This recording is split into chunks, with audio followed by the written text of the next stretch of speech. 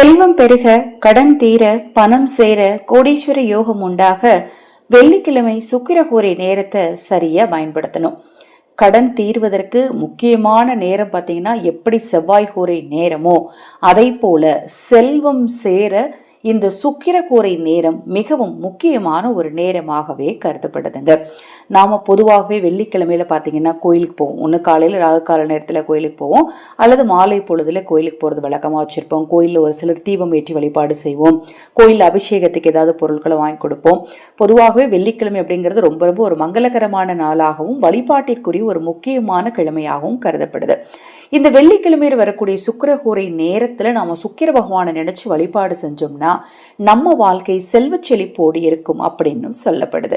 நம்ம சேனல்ல நான் போடக்கூடிய பதிவுகள்ல உங்களுக்கு சந்தேகம் இருந்தாலும் அக்ஷயபாத்திரம் உணவளிக்கும் திட்டத்தின் மூலம் ஆதரவற்றவர்களுக்கு உணவளிக்க விரும்பினாலும், பஞ்சமி யாக வேள்வியில் உங்கள் குடும்ப உறுப்பினர்களின் பெயருக்கு குங்கும அர்ச்சனை செய்து கொள்ள விரும்பினாலும், அஷ்டமியில பைரவருக்கு சாத்தப்பட்ட புனுகு பிரசாதம் தேவைப்பட்டாலும், உங்கள் குலதெய்வம் உங்கள் வீட்டில் நிரந்தரமாக குடியிருக்க பூஜிக்கப்பட்ட வெற்றி மேல் வெற்றியை பெற்றுத்தரக்கூடிய அரகஜா உங்களுக்கு தேவைப்பட்டாலும் 9344692042 இந்த வாட்ஸ்அப் எண்ணிற்கு தொடர்பு கொள்ளுங்கள். மேலும் அக்ஷயபாத்திரம் உணவளிக்கும் திட்டம் ரூபாய் 30 மட்டும். ஆதரவற்ற முதியவர்களுக்கும் ஆதரவற்ற குழந்தைகளுக்கும் இந்த திட்டத்தில் எங்களோடு இணைந்து உணவளிக்க விரும்பினாலும் அதே வாட்ஸ்அப் நம்பருக்கு தொடர்பு கொள்ளுங்க. உங்கள் வீட்டு குழந்தைகளின் பிறந்த நாள், திருமண நாள் போன்ற சிறப்பு வைபவ நாட்களையும் ஆதரவற்றவர்களுக்கு உணவளிக்க முன்வாருங்கள். சரி, வெள்ளிக்கிழமை சுக்கிரகூரை நேரம் இரவு 8 to 9 இந்த பரிகாரத்தை செய்யணும். சப்போஸ் இந்த வாரம் இதை நீங்க செய்ய தவறிட்டாலும் அடுத்த வெள்ளிக்கிழமையில தாராளமாக செய்யலாம், தவறு கிடையாது. இதற்கு முதல்ல தேவையான பொருள் என்ன அப்படின்னு பாத்தீங்கன்னா, ஒரு கண்ணாடி டம்ளர் வேணும். எப்பவுமே இந்த பரிகாரத்துக்குன்னே ஒரு கண்ணாடி டம்ளரை வாங்கி வச்சுக்கோங்க. எச்சில் பட்ட டம்ளரை நாம யூஸ் பண்ணக்கூடாது. காஃபி டீ குடிக்கிறதுக்கு நம்ம யூஸ் பண்ணிருப்போம் இல்லையா, அந்த டம்ளரை யூஸ் பண்ணக்கூடாது. இல்லைங்க, பாட்டில் இருக்குது. அந்த பாட்டில் இதுக்கு முன்னாடி பார்த்தீங்கன்னா நான் மளிகை சாமா போட்டு வச்சுருந்தேன். மற்றபடி அதை நாங்கள் சாப்பிட்றதுக்கு, அதாவது எடுத்து குடிக்கிறதுக்கோ எச்சிலோ அதில் படலை, அதை யூஸ் பண்ணலாமான்னா தாராளமாக யூஸ் பண்ணலாம், தவறு கிடையாது. அந்த பாட்டிலையோ அல்லது டம்ளரையோ எடுத்து அதில் தண்ணி ஊற்றுங்க. தண்ணி ஊற்றிட்டு சிறிதளவு வெட்டி வேர் இருக்கு இல்லையா, அதை போட்டு அதுக்கு மேலே ஒரு 5 ரூபாய் நாணயத்தை போட்டு அதன் மேலே ஒரே ஒரு மஞ்சக்கிழங்கு வச்சு உங்கள் வீட்டில் நடு ஹாலில் வைக்கணும், அல்லது டிவிக்கு பக்கத்தில் வைக்கணும். டிவிக்கு பக்கத்தில் வைக்கும்போது தான் நிறைய பேருடைய கண்கள் அதில் படும். இப்போ வீட்டுக்கு வர்றவங்க, வீட்டில் இருக்கிறவங்களுடைய கண்களுமே அது அதை பார்க்குற மாதிரி இருக்கும்.